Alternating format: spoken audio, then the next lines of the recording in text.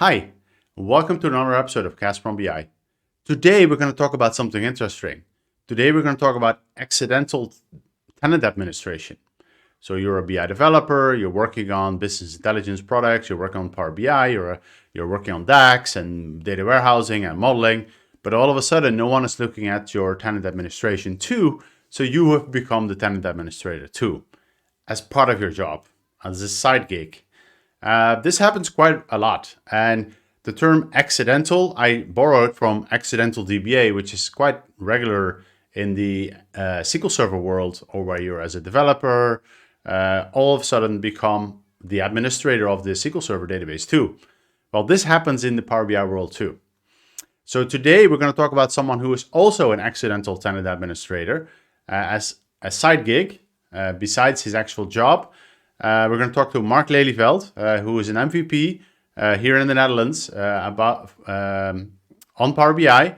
And he works at a big customer where he's also an accidental tenant administrator. We won't mention the name here, but we're going to talk about tips and tricks and what else is interesting to know for anyone who's managing a tenant. And with that, let's go to the show.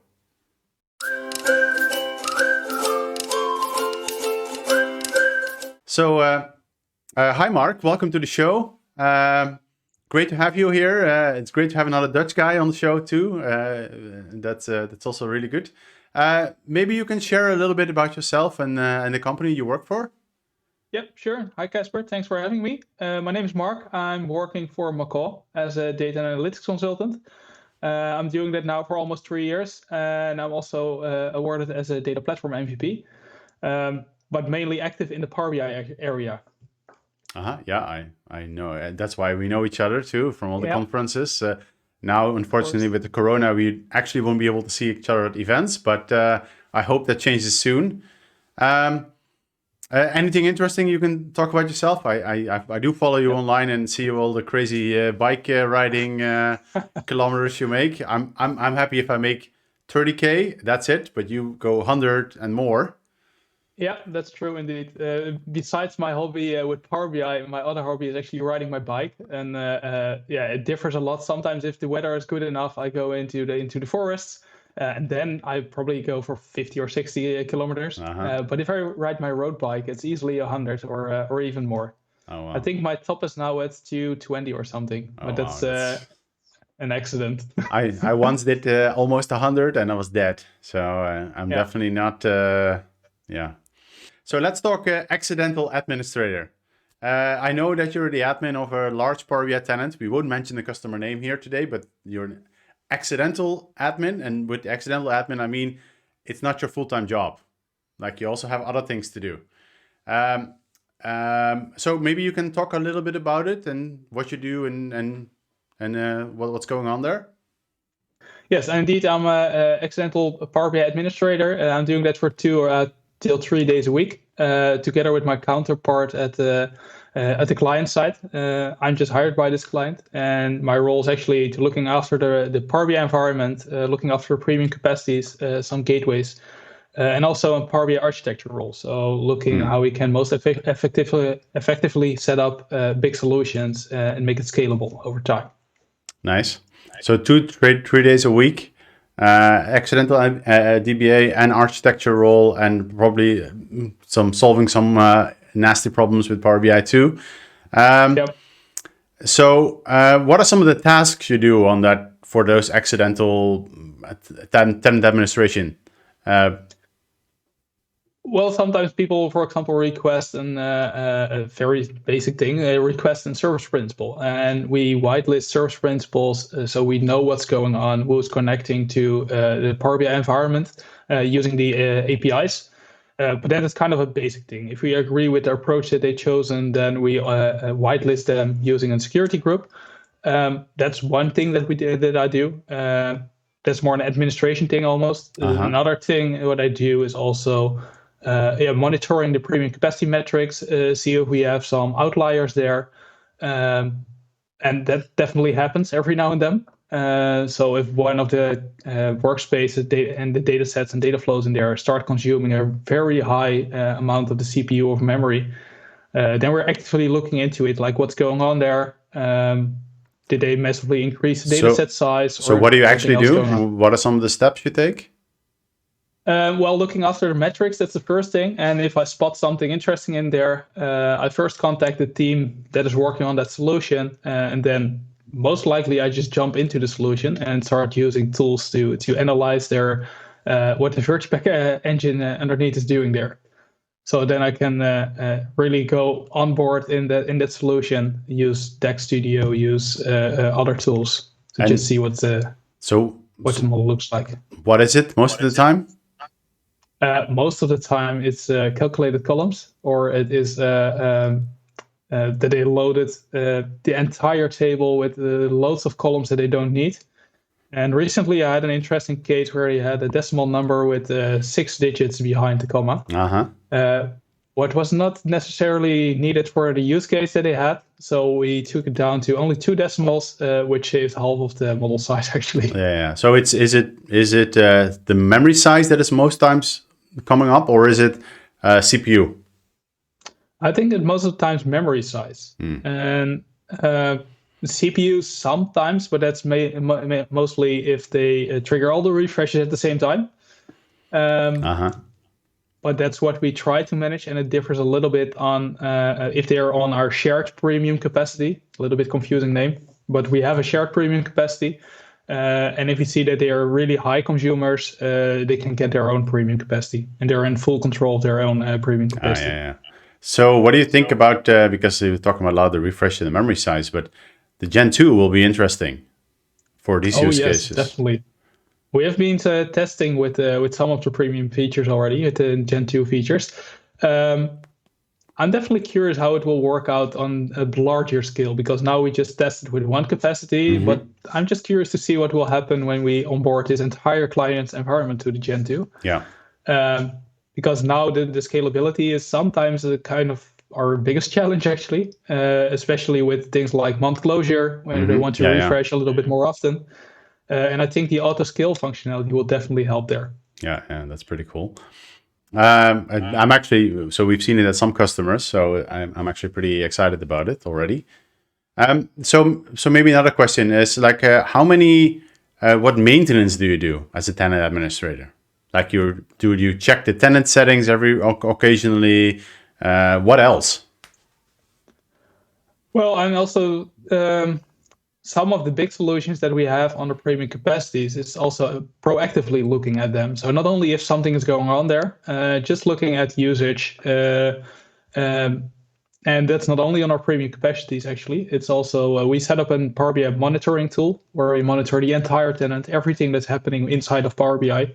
So if somebody exports to PDF, to PowerPoint, to whatever they are doing, we can just see it. We're not interested in individual persons and what they're doing. We're interested to see the higher level statistics. Like we see that a lot of people are using Analyze in Excel, or we see a lot of people using export to Excel. And then we set up a community call inside the organization.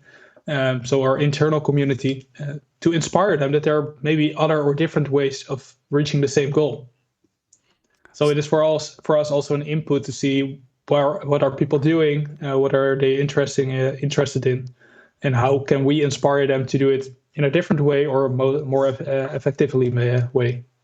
So it sounds like you're actually doing a lot of proactive, or maybe actually, I'm not sure, is it reactive or proactive, because you're looking at the numbers and then you're reacting. So yeah, a little bit of both, because it's proactively looking at the metrics, and sometimes nothing comes out of it. And sometimes it's a good input to react on and set up a community call or whatever. So do you do this how often do you do these things? I'm looking at the metrics every week, at least once a week. And they are refreshed every day, actually. And the community calls is something we started recently, and it is once a month. All right. So we just started with once a month, see how things are going, see if people are interested to join them, and if it is necessary to do them more often, we're probably going to do that.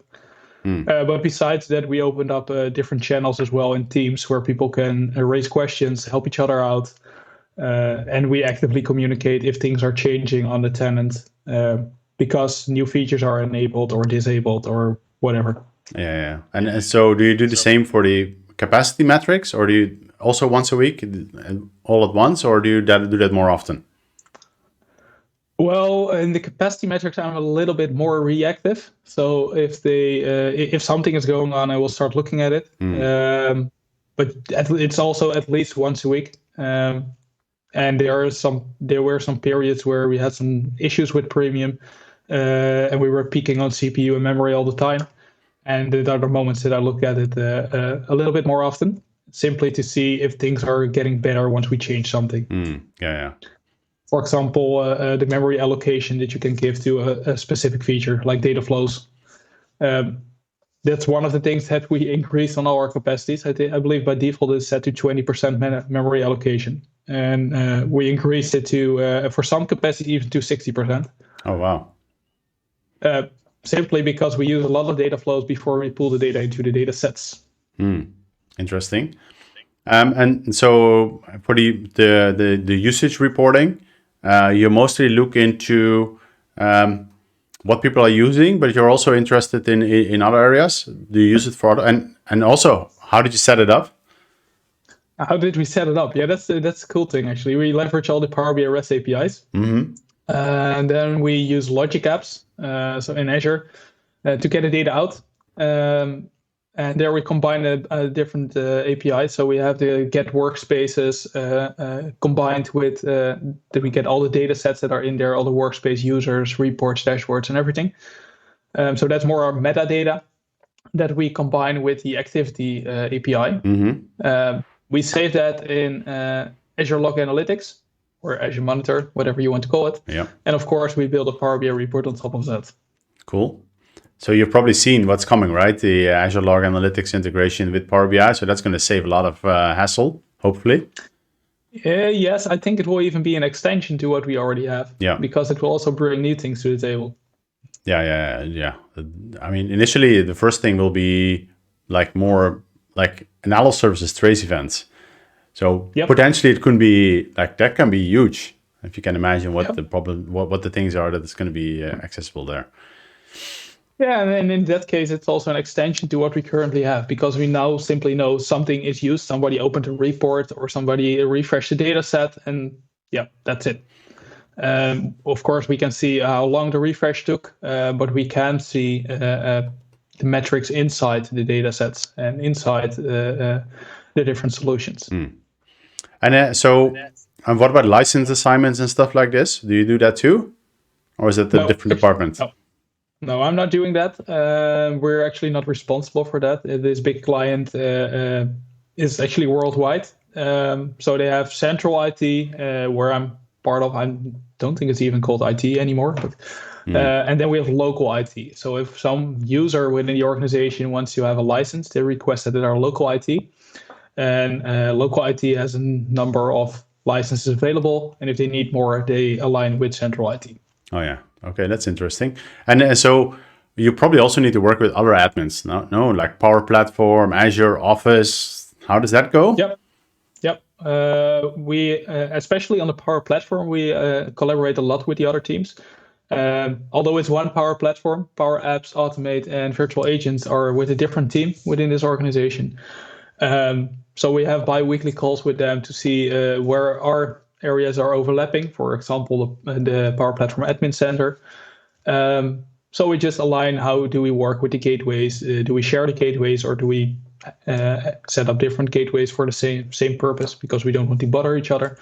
So we're actively working with them, and that's, I think, what we do the most. And if I look at the other admins like Azure admins and Office 365 admins, it's a little bit less. Simply because we have our own Azure subscription, or we can do wherever we want. So that's a good thing. It makes it a lot easier. And besides that, for the Office 365 admin, for example, we had contact with them for the new Teams integration. So we work with them, but that's only accidental and not. And there's no AED needed, and things like what B2B and things like this. that is also a whole process around it with identity access management. But that is some sort of request we can raise, just raise a ticket, and then it should be sorted. But we all know how these things go in large enterprises. Yeah. That's the reason why I'm asking. Like, Yeah. it seems like it's pretty sorted out here, but sometimes it's really impossible to really talk. Yeah. Well, it's always interesting that if you think that you know the other team, you think that you know that who's working in that team, and at a certain moment they disappeared again. Oh, yeah. But yeah, that's we simply raise a ticket if we want to have something from them. And sometimes it's sorted in a day, and sometimes you need to leverage the shortcuts that you know after a while. Yeah, you know the people. Yeah, that makes Yep. sense. And so, where do you spend most of the time in those 3 days on? I think for me, actually, it shifted a little bit during the last year. When we started with working with premium capacities, that was definitely spending most of my time on the premium capacities. Also because it was this kind of new area for this organization. So also positioning what can Power BI bring to the table, or Power BI Premium bring to the table for them. And now people are a little bit more used to it. The issues that we had or that they experienced are less than we had before, which is a good thing, of course. And if I look at what I'm doing now, it's mostly thinking along with them how they can most effectively set up their new solutions, new architectures, help them in starting their projects, and how they, for example, can profit from premium functionalities like XML endpoints, Yeah. like the enhanced compute engine. So it is not only the monitoring and administrating anymore, it's also inspiring them with the new stuff that it brings for them and how that can help That's them. pretty cool. Yep. So so you would say like 50% of your time is like meeting the customers and talking with them, and like day and a half a week looking into problems or being proactive reactively. Yeah. And Especially that. Yeah. and what about auditing? Like, do you have to do that too? Like, sometimes something happened and you need to figure out who did it and what did it, and Well, yes, not on a regular basis. Luckily, I'm not responsible for that. It's not my biggest hobby. Let's say it like that. But I've been in situations where it was necessary, and I was pulled into it's not even a project, but a little escalation. Like, can you help us to find out what happened here and where it came from? oh yeah. So yes, definitely been there, done that. And And then the go on. monitoring the monitoring tool will definitely help in that case. Yeah, I can imagine. And so do you also integrate with other tools like around Power BI? Yeah, we said, I think a half year ago or something, we started with Azure Synapse Analytics. So that is what, and it's luckily part of the same team. It's not really our team, it's our department. And we have two teams in there. One team is working on the data platform side, so they're working with Azure Synapse Analytics. And I'm on the other team, so that's focusing on the end user reporting tools, so Power BI. And we're heavily collaborating with them and actively involved in their projects, how we can deliver end-to-end solutions all the way from connecting the sources till the end and delivering it in Power BI. So that is a thing that we're definitely doing. If we look at other integrations, we shortly talked about it already. The other team that is working on Power Apps, we built more and more solutions with Power Apps and Power BI integrated. And if we look on the roadmap, then we see that Power Automate visual is coming. I believe it's even listed for this month. So that would be cool. So that is definitely will increase our collaboration even more. Yeah. I mean, actually, I'm pretty excited about it. The things you can do with it, it's pretty exciting. So maybe let's go back a little bit to the tenant administration part of it too. So what are some of the things that you, and how do you deal with it? Like publish to web, B2B, custom visuals. So, well, let's start with the first one. That's always the best one, if you ask me. Publish to web is the first thing we simply disabled. Yeah, makes sense. And that's also the one that, if we go a little bit back in our conversation about the auditing, that's also the one that played a role there. So yes, But they don't use it publish at to all, or is it just like, for no. example, Microsoft, like our tenant, it's Mhm. turned off too. But Mhm. Microsoft does use it. For example, if we have our quarterly figures, like the Yep. actual stock, and that's done by Publish to Web, but only a few people have access to actually be able to publish. Yeah. Well, for us now it is disabled by default, but we have a security group where Oh yeah. people are in there that are whitelisted. That's actually the tenant administrators, and we set up our own internal help and support pages where they simply can reach out to us if they want to have an exception to this rule.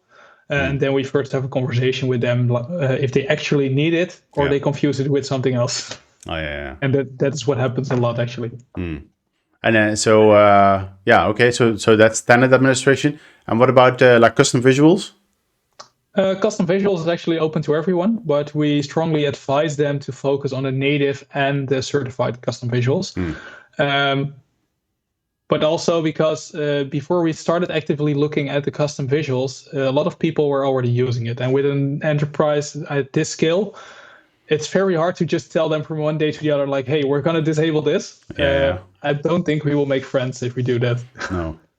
But But you don't use the custom visuals like the organizational gallery.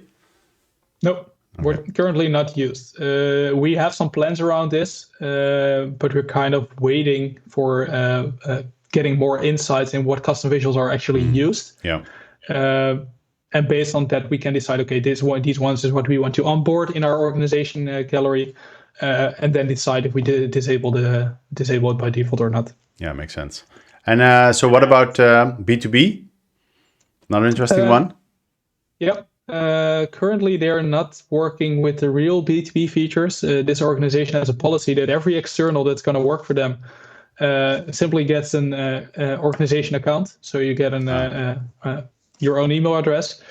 That's what I have as well, and a lot of my colleagues as well. And other than that, we definitely share content with externals with their own mail addresses. Yeah. And they can access our tenant and see the reports and dashboards in there. But we're not using the B2B features in terms of collaboration. So they cannot edit our reports. They cannot work viewing. in our, just viewing. Yeah. And any Power BI embedded? Yes, there are some Power BI embedded cases where they added it to their client applications. Do you manage that too? No, we don't manage that. That's a decentralized team for that specific solution. Yeah, makes sense. So we only provide them with the ability to do it, but we are not managing that. All right. And one more, gateways. Gateways, yes, it's always a fun one. Well, that's the one that we also discuss also with the Power Platform team. But what we see there is that we have one big central source that is used as a central source of truth for the entire organization, but it's not in the Azure platform. So there we maintain a gateway, or actually multiple gateways, and also in a cluster. And there we're responsible to make sure that this gateway is up. That's the one gateway that we own and manage. But all the other gateways, we don't do anything with it. We just gave them the freedom. If you think you need a gateway, feel free to configure it yourself, and we're here to help you. And if you look at the Power Platform Admin Center, you can see an overview of all your gateways. And I think we recently ticked the 8,000 gateways or something in that area. Oh, wow. But I can also tell you most of them are not used anymore. So they are still there, but nobody's using them. So yeah. And what about personal gateways? People do that too? Yes, they do that too. And that is something that we're planning to disable. I can tell you that there was not much control on the entire Power BI tenant, and we're getting more control on it. Actually, in today's world, we have a lot of control already. But piece by piece, we want to get more control on specific topics. For example, the custom visuals, but also the gateways. Yeah. So today, everyone can install a gateway, both the enterprise gateways as the personal gateways. But that is most likely going to change as well. Yeah, I can imagine. 8,000 is a lot to manage, and especially because you need to get them updated and all of these things. And no one is taking a look at it. Yeah, and that's their own responsibility, in fact. So we're only looking at the central gateways. I know, but they were going to call you when there's a problem. So Yep. If they say it doesn't work, can you help me? yeah. Oh, it has been updated for a year. Yep. Been there, done that. Yeah, Really. I can imagine. Yeah. And Well, so anything else that on the tenant administration, like any of these settings that you think are very interesting for to look at to make sure that they're put into the right settings or? Well, I think in general, the Power BI API settings, I'm a big fan of these APIs. That's not a secret, actually, for a monitoring tool, but for many other things as well. Yeah. But I also believe that it should be controlled, because by default, if you allow anyone within your organization to leverage the APIs and talk to your Power BI tenant, that can become a big mess. Like if what? Like people how? start pulling out all the data, creating like data catalogs decentralized somewhere in an Excel sheet or whatever they're going to do. That is an interesting thing. So that is what we also disabled and only have a security group that we whitelisted that is allowed to use it. So that at least we talk to them and we know what they're doing before we onboard them. Another thing is, and that's I think one of my personal challenges as well, is the export to Excel. I'm not a fan of this feature. People but are your business too users eager. are. Yep, I know. But I always try to convince them that they should use analyze in Excel and not export to Excel. And I've been in conversations where they just say, yes, but it doesn't work for me. And why do you want to block the one if I can still use analyze in Excel? Yes, because it's a live connection. So aim for a single source of truth. Aim for having the right numbers to the table if you're in a conversation or in a meeting with your colleagues. Yeah. Instead of using old data that you exported last week. Yeah. So, but that is one thing that you, for every organization, is different for probably. But I believe that if you have a chance and you have a fresh new tenant, disable it and then enable it whenever needed. But disable it by default. But that's, yeah, as said, one of my personal challenges. Yeah, I can imagine. And so maybe one more question around the premium capacities too. Like you were saying that you are trying to contact people who cause trouble, or not cause trouble, but like overload the capacity and things like this. Yeah. What's the process look like? Well, we have a naming convention for workspaces, and we are not strict in naming convention for all the self-service workspaces, but as soon as they are onboarded to a premium capacity, they should follow these naming conventions. Based on that, we also directly know which department is behind it, who's responsible for this, which makes it easier for us to contact them. And usually we And are... do you check? If they're following the naming convention? Yes, we actually do, because sometimes they set up a workspace, follow the naming convention, and after a month they change it back. But what we usually do is then we just contact them like, hey, change it back to what we advise you to do. And if you don't do that, feel free to do it on your own capacity, but not on ours. So that's, yeah, they're just admin of their own workspaces. So they can change it, but they know that we don't want it to change because I believe our shared premium capacity now has something around 40 workspaces on it. So to get at least some overview, this helps us. And if we know that they're causing trouble for what trouble is, then we know who's behind it, who's working on these solutions. And one of the things that we recently hit was a development team. We split development and production workspaces. That was working on the same premium capacity in the production workspace, which is already not done, of course. And just while they were developing, hitting the refresh button over and over again. And they were like, yes, but I need to test my solution. Yes, but not in this workspace. Yeah, of course. Actually, that brings me to another point. Like you're saying, you control some premium capacities, but some businesses control their own premium capacities. How have you set that up? Like, are they capacity admins and they control everything? Yeah, well, we have one or two people that are capacity admin. And if they prefer so, they can have multiple people that have access to onboard new workspace with capacities or the assignment rights. We're advising them in how they should configure their own premium capacity. They are still contacting us like, hey, I run into an issue. Can you help me to get it sorted? Yeah. And do they also have fact, access to those auditing tools and logs and all of these things that you have access to? Yep. They have their own premium capacity metrics report. They can do everything themselves. And I have to say, some teams are a little bit better in it than others. Yeah. Some teams are already working with premium for a year or two now. So they actually know what to do, what not to do. Yeah.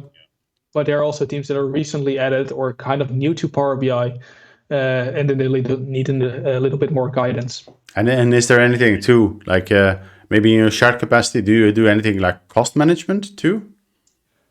Yeah, well, that's one of the best discussions we ever had. We wanted to actively monitor what are you actually consuming of this capacity before we cross-charge it. Exactly. It's very hard to get these insights today. I believe with Gen 2 that will be much easier. Yeah. But for now, we simply cross-charge and fix the amount of money per month to have one solution on this premium capacity. And of course, then we look that you're not just putting in a data set of 50 megabytes or something. There need to be a valid case for premium. And based on the case or the users or whatever reason you have to move it to premium, the price can differ a little bit. And do you think the new premium per user would be also interesting? Yes, I think so. But I personally prefer to position that a little bit different. The premium per user can be really powerful, but I think that it will be especially really powerful, for example, for your development and acceptance stage. But use your production workspace still in a capacity and not on the premium per user. But I also have to admit that works for big enterprises, but for smaller companies, it can be interesting to just have premium per user only. Yeah, but I can imagine for some departmental installations, it might be interesting too. Yep, definitely. But it's one of the many cases that we see, or the most common cases we see, is that people want to use premium because they have a really high amount of end users. And with all the decentralized license assignments, that can be a big hassle. So then they just say, we pay the price for the premium capacity, and all of our users can access it, no matter where they are in the world. Yeah, makes sense. And so is there anything we forgot on the premium, the things that you take a look at? And well, it's pretty hard to think what I'm doing all day. I understand. Yeah, I think most of the things are a little bit more reactive, but for me as an MVP, I probably know what's coming up in the next few months. So if there's a new feature coming, that's not only for premium, but it's also for the general tenant settings. I'm always just at least once a week looking in the tenant settings, like, hey, is this new feature already there? And then decide, are we going to enable it or disable it? And we kind of have a rollout scenario before we enable the entire organization to leverage new features. So what we do once a new feature hits our tenant is we disable it directly, and we whitelist a specific group of people. And that specific group of people, that is testing the impact on our environment, on our solutions. And I think it's like 10 people or so that are testing it. If they agreed that this is something good to work on and to continue with, then we whitelist another group, which is what we call decentralized IT. So all the different teams that, for example, have their own premium capacities. And if then we have a kind of meeting where we discuss, is this indeed what we want for everyone to be available, or do we keep it for this group only? And in most of the cases, we simply decide, okay, this is good, enable it for everyone. Yeah. And then we just switch the button or switch the toggle on the tenant settings and make it available for all of us. This is something that we started doing recently, especially, for example, with the Teams integration, where it is now still in the first phase. So there are only a few people that have access to it. And the reason behind it actually is also an interesting one to tell, I think. We decided to not fully enable it yet, because now it is simply rendering the Power BI service. So it can be confusing for people that this button is showing up in their Teams application if they didn't do anything with Power BI yet. So we're looking at options to only disable it or enable it for a specific group that actually has a Power BI license and actually does something with Power BI. And also for what we've seen that is going to come, this feature will look more promising in the future and will actually bring new functionality, and that will shine a different light on it and definitely change our decision to enable it. Yeah, that makes sense. And so I also know this particular customer is also a big analysis services user. Is there anything you do with that? Is there anything that has to do with it? Yeah. Well, I think we all know that Christian Wade, I think a half year ago, said Power BI Premium will be the superset of analysis services. Yeah. And that is something that I strongly believe in. So we're actually working on a big project right now where we migrating 8 different analysis services environments into a premium capacity.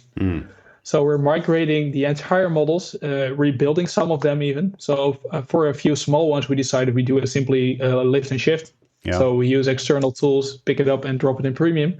But for the bigger ones, we're kind of rebuilding them and see what we can optimize. One of the main reasons, one of the main reasons actually that we want to start leveraging more self-service capabilities.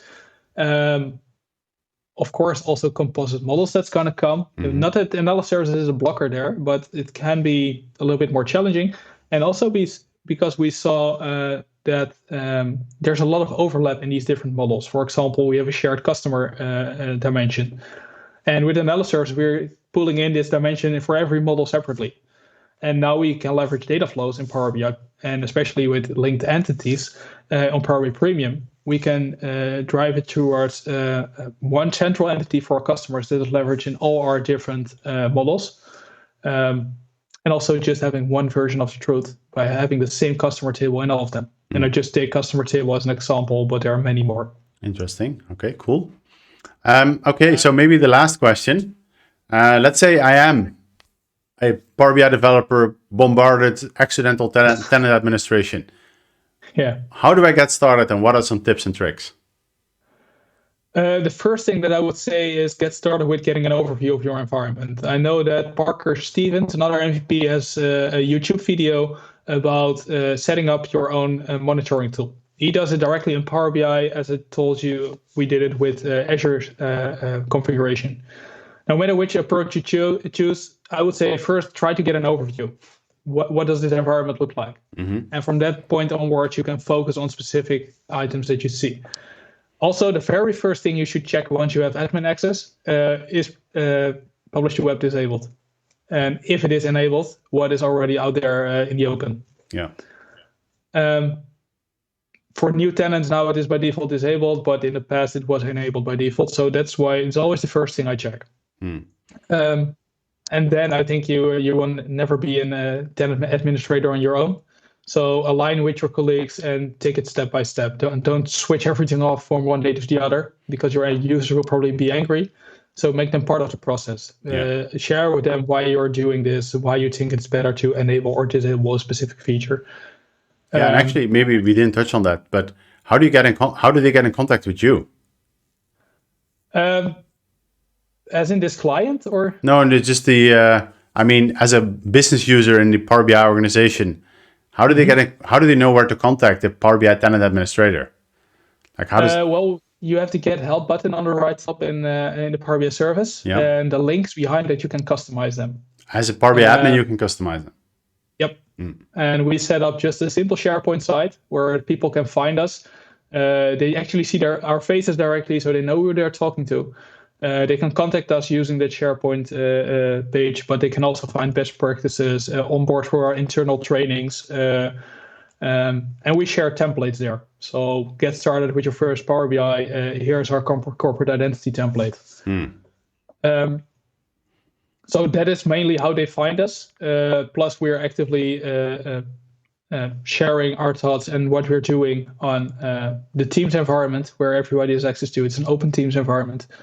But yeah, you first need to find that, of course. Yeah. But mainly the get help buttons and in what you will find on the right top in the Power BI service. That is the easiest way for people to find us. All right. At least for so every user. So that's how they find you. And then so you say, okay, you need to get an overview, and by opening up, by using the audit logs, by using the usage logs, all of these things. I'll put the link in the subscription to the video you mentioned. Tenant admin settings. So turn off publish the web, or at least figure out what's going on. Anything else in there?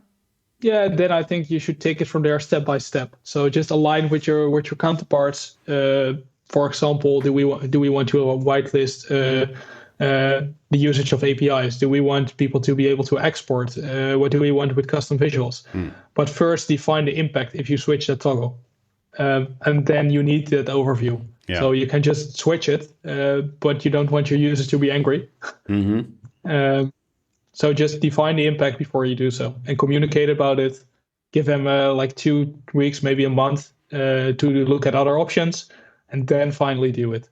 So how do you figure out who are your Power BI users? By using the usage logs, or do you use other ways? Well, for us, it's mainly the audit logs that will tell us who's actually using it, not who has a license. That's a different source of information that we have. But we're actively looking at who's actually consuming this. But because looking at this, by default, everyone has a license, no? Like at least a viewer license.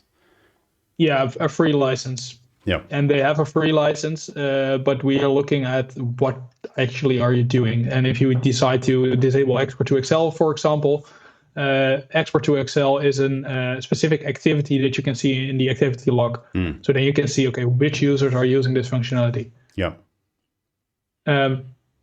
I think my main advice it will be to get an overview and then take it from there step by step, and not do everything like, okay, I think it should be like this. Yeah. No, step by step, and align with your counterparts. All right. I think that's golden advice. I hope people will follow it. I think that's it. We've talked about a lot of interesting things. So thanks a lot for your time, and hopefully I'll see you around when Corona is away and we can actually go have a beer somewhere again. Exactly. Yeah, and have a great day, and thank you for your time. Yep. Thanks for having me, Kasper. It was an honor, a pleasure to talk about this on your channel. Yep. All right. Thank you. Have a good day. Thanks. Bye. Bye. Thanks for attending another episode of Kasper On BI. I hope you've enjoyed it. I hope you've learned a lot about being an accidental tenant administration for Marc. If you liked it, please hit the like button. If you want to see more content coming, which we definitely are planning, hit the subscribe button to see more. And with that, I wish you a good time.